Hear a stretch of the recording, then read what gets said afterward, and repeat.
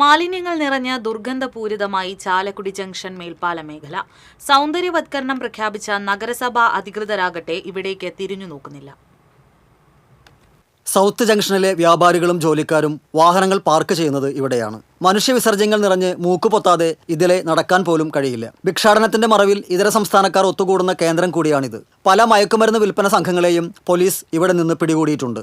Fly ഓവറിന് താഴെ taxi, auto, tempo സ്റ്റാൻഡുകൾ പ്രവർത്തിക്കുന്നുണ്ട്. ഇത്തരം സ്ഥലങ്ങൾ മാലിന്യമുക്തമാണ്. നൂറുകണക്കിന് വാഹനങ്ങൾ പാർക്ക് ചെയ്യുന്ന മറ്റിടങ്ങളാണ് സാമൂഹ്യവിരുദ്ധരുടെ അഴിഞ്ഞാട്ട കേന്ദ്രവും ഒപ്പം മാലിന്യ നിക്ഷേപ ഇടങ്ങളുമായി മാറിയത്. വാഹനങ്ങളുടെ യന്ത്രസാമഗ്രികൾ ഇവിടെ നിന്നും പലപ്പോഴും മോഷ്ടിക്കപ്പെട്ടിട്ടുണ്ട്. സൗത്ത് ജംഗ്ഷൻ മേൽപ്പാല കേന്ദ്രം സൗന്ദര്യവൽക്കരിക്കാൻ കഴിഞ്ഞ നഗരസഭാ ഭരണസമിതി പദ്ധതി ആവിഷ്കരിച്ചിരുന്നു. പാർക്കിംഗ് കേന്ദ്രം ടൈൽ വിരിച്ച് മനോഹരമാക്കൽ, പൂന്തോട്ടം, ശുചിമുറി, കഫേ, വിശ്രമ കേന്ദ്രം എന്നിവയെല്ലാം ഇതിൽ ഉൾപ്പെടുത്തുകയും ചെയ്തു.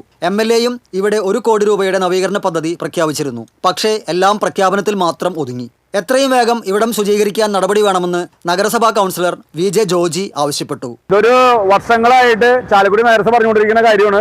ഈ സ്ഥലം വളരെ മനോഹരമാക്കും, ടൗണിന്റെ ഹൃദയഭാഗം സൗന്ദര്യവൽക്കരിക്കുന്ന പലവട്ടം നഗരസഭ പറഞ്ഞിട്ടുള്ളതാണ്. ഇത്രയും മലമൂത്ര വിസർജനം അടക്കം ചെയ്ത് ഇവിടെ നാറി ആകെതായിട്ട് കിടക്കുന്നത്, നമുക്കിതിന്റെ വരാൻ പോലും പറ്റണില്ല. അത്രയും രൂക്ഷ ദുർഗന്ധമാണ്.